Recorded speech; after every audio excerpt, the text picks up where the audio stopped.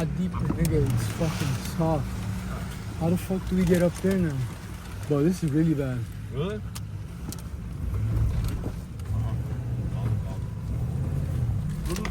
Nigga, what? We're about to flip, bro. Get it. Some shit broke. Ne broke?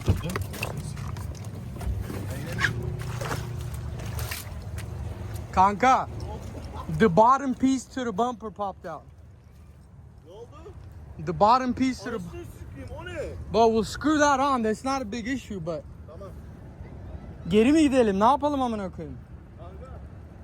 But we're not getting up through here. If you saying that, I believe you, bro. Fuck flip. Hey, that's actually good because we didn't lose it. But you got a body shop, don't forget. Put it in the back. You got a body shop. Put it in the back. Kanka, fuck. Hey, you see my reaction? I threw the phone away. But I lost one of your sandals though. Buyur.